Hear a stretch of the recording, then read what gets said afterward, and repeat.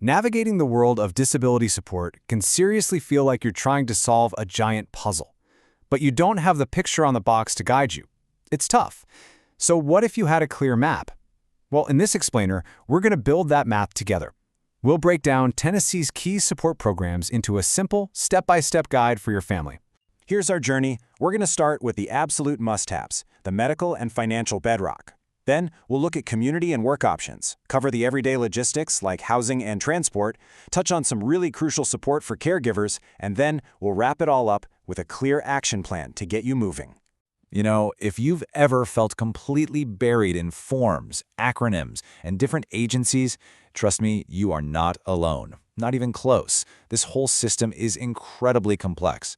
So our goal here is to just cut right through all that noise and give you a clear, structured path forward. All right, let's start with the absolute essentials. I'm talking about the programs that build the financial and healthcare foundation for your family's entire support system. Getting this stuff right is, without a doubt, the most critical first step. First up is the Katie Beckett waiver. And this is a total game changer for so many families.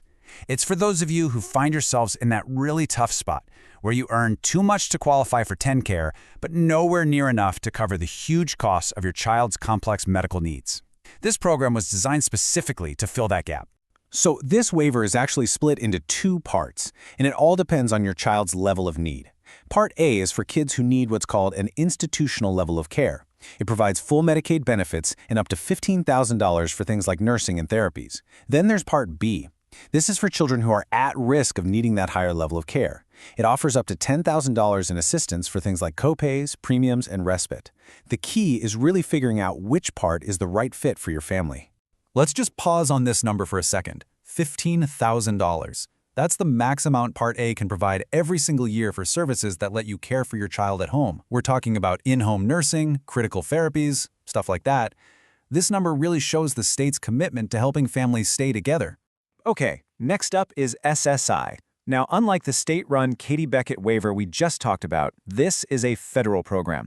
What it does is provide direct monthly cash payments to help you meet basic needs. And getting it comes down to two main things: your child's disability and your family's income and resources. So here are the hard numbers for Tennessee in 2025.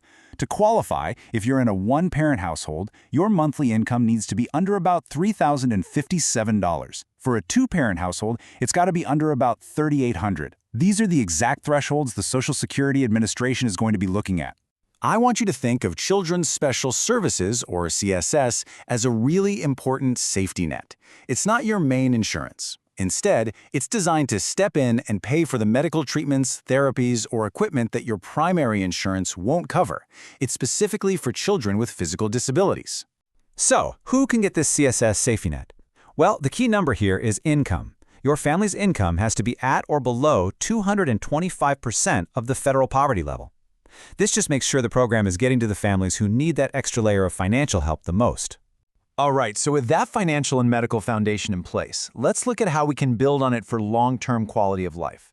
This next part is all about programs that help with community integration, independence, and even employment down the road. The ECF Choices program is just incredibly comprehensive. It serves people of all ages with intellectual or developmental disabilities, helping with things like employment support. But for families with kids under 21, you need to know about Group 4. It provides a direct monthly stipend to help with costs at home. And that's on top of other services like personal assistance and respite care. It's huge. Okay, under federal law, every eligible child is entitled to a free and appropriate public education.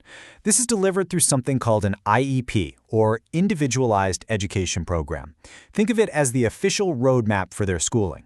And it's not just about academics. It includes vital services like speech or physical therapy. And for some families, it's good to know that Tennessee's IANEA program offers another path by providing funds you can use for private school tuition. Now, let's get super practical. I mean, independence and being part of the community really depend on the basics, right? Having a place to live and a way to get around. So this section is all about the programs that help with the day-to-day logistics of life. So Tennessee has kind of a three-pronged approach to housing. First, you've got the well-known Section 8 vouchers that help with rent. But there are also these really targeted state programs, like grants of up to $5,000 for home accessibility modifications. Think wheelchair ramps or making doorways wider. There's even an emergency program to fix critical safety issues, like a broken furnace or a leaky roof. And what about getting from point A to point B? Well, that's covered from a few different angles. In cities, you have ADA paratransit, which is a door-to-door service.